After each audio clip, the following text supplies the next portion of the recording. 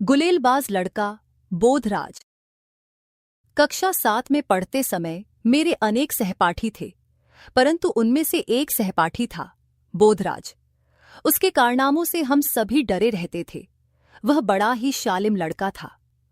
बर्रों को नंगे हाथों से पकड़कर उसका डंक निकाल लेता था और फिर बर्रे की टांग में धागा बांधकर उसे पतंग की तरह उड़ाने की कोशिश करना, जैसे उसका शौक था।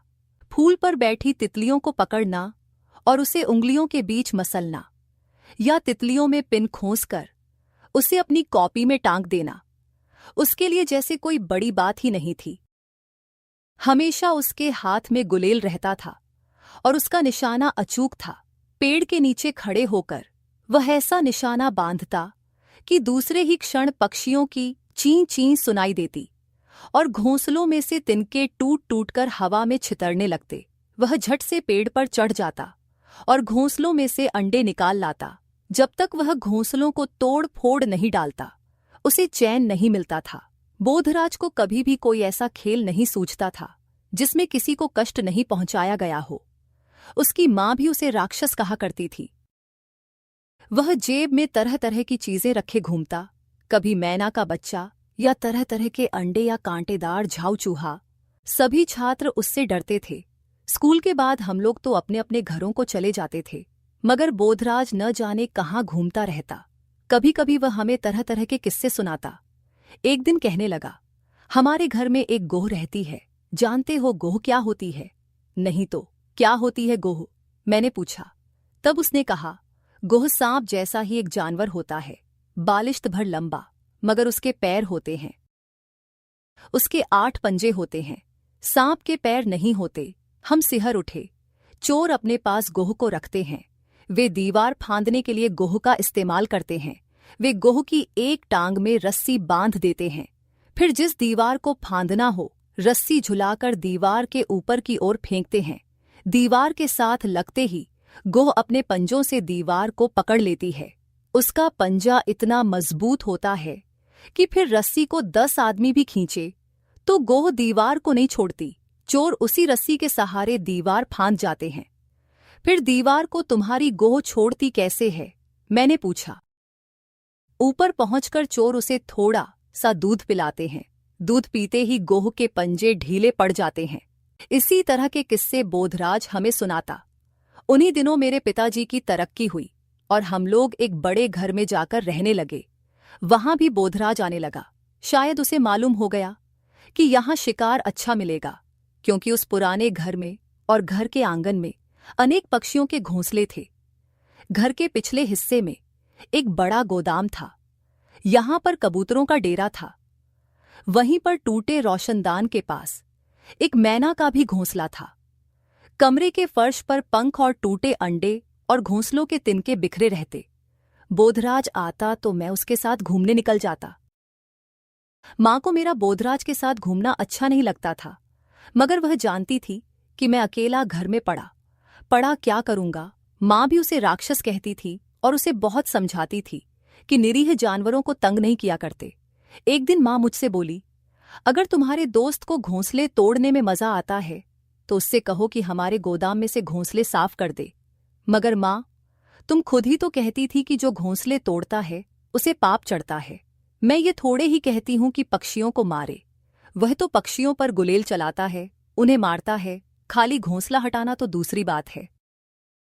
जब बोधराज घर आया तो मैं उसे गोदाम में ले गया। शाम हो रही थी। वहां पहुंचे तो बला की बूथी और फर्श पर बिखरे हुए थे पंख और पक्षियों की बीट। सच पूछो तो मैं डर गया। मैंने सोचा, यहां भी बोधराज अपना घिनौना शिकार खेलेगा। ये घोंसलों को तोड़ तोड़ कर गिराएगा, उनके अंडे तोड़ेगा, ऐसी सभी बातें करेगा जिनसे मेरा दिल दहलता था। न जाने माँ ने क्यों कह दिया था कि इसे गोदाम में ले जाओ और इससे कहो कि गोदाम में से घोंसले साफ कर दे।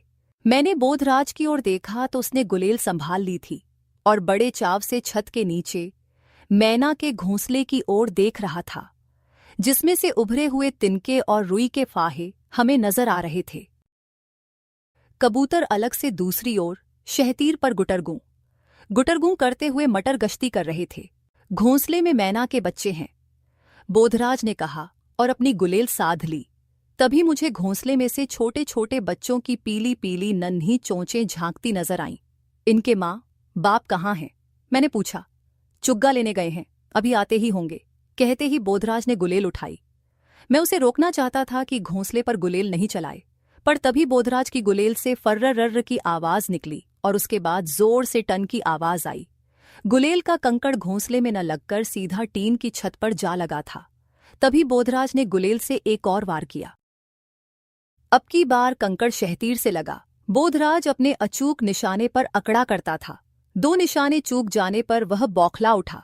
अब की बार वह थोड़ी देर तक चुपचाप खड़ा रहा। जिस वक्त मैना के बच्चों ने चोंच फिर से उठाई, उसी समय बोधराज ने तीसरा वार किया। अब की घोंसले के किनारे पर लगा। 3-4 तिनके और रुई के गोले उड़े, लेकिन घोंसला नहीं गिरा। बोधराज ने फिर से गुलेल तान ली थी।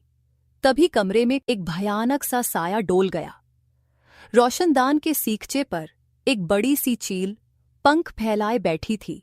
हम दोनों ठिठक कर उसकी ओर देखने लगे। रोशनदान में बैठी चील भयानक लग रही थी। यह चील का घोंसला होगा। चील अपने घोंसले में लौटी है। मैंने कहा, नहीं, चील का घोंसला यहां कैसे हो सकता है? चील अपना घोंसला पेड़ों पर बनाती है। ये मैना का घोंसला है। उस वक्त घोंसले में से चोंचों की ऊंची आवाज आने लगी और मैना के बच्चे पंख फड़फड़ाकर चिल्लाने लगे। हम दोनों निश्चेष्ट से खड़े हो गए, यह देखने के लिए कि अब चील क्या करेगी। हम दोनों टकटकी बांधे चील की ओर देखे जा रहे थे। चील रोशनदान में से अंदर आकर शहतीर पर बैठ गई थी। वह अपना छोटा सा सिर हिलाती, कभी दाएं और कभी बाएं देखने लगी। मैं चुप था। बोधराज भी न जाने क्या सोच रहा था। ये यहां रोज आती होगी, बोधराज बोला। अब मेरी समझ में आया कि क्यों फर्श पर जगह जगह पंख और माँ सू के लोथड़े बिखरे पड़े रहते हैं। जरूर हर आए दिन चील घोंसले पर झपट्टा मारती रही होगी। बोधराज अभी भी टकटकी बांधे चील की ओर देख रहा था। अब चील धीरे धीरे शहतीर पर चलती हुई घोंसले की ओर बढ़ने लगी थी और घोंसले में बैठे मैना के बच्चे पंख फड़फड़ाने और चीखने लगे थे। बोधराज अब भी मूर्तिवत खड़ा चील की ओर ताके जा रहा था। मैं घबरा उठा। मैं मन में बार बार कहता, क्या फर्क पड़ता है अगर चील मैना के बच्चों को मार डालती या बोधराज अपनी गुलेल से उन्हें मार डालता है। अगर चील नहीं आती तो इस वक्त तक बोधराज ने मैना का घोंसला नोच भी डाला होता। तभी बोधराज ने गुलेल उठाई और सीध निशाना चील पर बांध दिया। चील को मत छेड़ दो, वह तुम पर झपटेगी, मैंने बोधराज से कहा।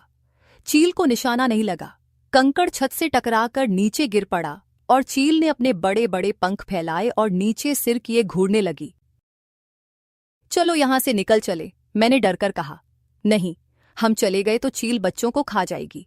उसके मुंह से यह वाक्य मुझे बड़ा अटपटा लगा। स्वयं ही तो घोंसला तोड़ने के लिए गुलेल उठा लाया था। बोधराज ने झट से गुलेल मुझे थमा दी और जेब से 5-7 कंकड़ निकालकर मेरी हथेली पर रखे। तुम चील पर गुलेल चलाते जाओ, उसे बैठने नहीं देना, उसने कहा और स्वयं भागकर दीवार के साथ रखी मेज को फर्श के बीचों बीच लाने लगा। मैं गुलेल चलाना नहीं जानता था। 2-1 बार मैंने कंकड़ रखकर गुलेल चलाई, लेकिन इसी बीच चील गोदाम के दूसरे शहतीर पर जा बैठी थी। बोधराज मेज को मैना के घोंसले के नीचे ले आया। फिर उसने एक टूटी हुई कुर्सी उस पर रख दी और उसके ऊपर खड़ा हो गया। फिर बोधराज ने दोनों हाथ ऊपर को उठाए, जैसे तैसे अपना संतुलन बनाते हुए उसने धीरे से घोंसले को उठा लिया और धीरे धीरे कुर्सी पर से उतरकर मेज पर आ गया और घोंसले को थामे ही छलांग लगा दी। चलो बाहर निकल चलो, उसने कहा और दरवाजे की ओर लपका। गोदाम में से निकलकर हम गैराज में आ गए। गैराज में एक बड़ा दरवाजा था और दीवार में एक छोटा सा झरोखा। यहां पर चील नहीं पहुंच सकती, बोधराज ने कहा और इधर उधर देखने लगा था।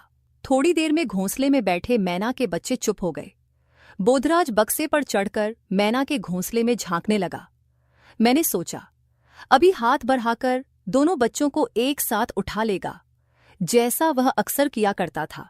फिर भले ही उन्हें जेब में डालकर घूमता फिरे, मगर उसने ऐसा कुछ नहीं किया। वह देर तक घोंसले के अंदर झांकता रहा और फिर बोला, थोड़ा पानी लाओ, इन्हें प्यास लगी है। इनकी चोंच में बूंद बूंद पानी डालेंगे। मैं बाहर गया और एक कटोरी में थोड़ा सा पानी ले आया। दोनों नन्हे नन्हे बच्चे चोंच ऊपर उठाए हाँफ रहे थे। बोधराज ने उनकी चोंच में बूंद बूंद पानी डाला और बच्चों को छूने से मुझे मना कर दिया, न ही स्वयं उन्हें छुआ। इन बच्चों के माँ बाप यहाँ कैसे पहुंचेंगे? मैंने पूछा। वे इस झरोखे में से आ जाएंगे, वे अपने आप इन्हें ढूंढ निकालेंगे। हम देर तक गैराज में बैठे रहे। बोधराज देर तक मंसूबे बनाता रहा कि वह कैसे रोशनदान को बंद कर देगा ताकि चील गोदाम के अंदर न आ सके। उस शाम वह चील की ही बातें करता रहा।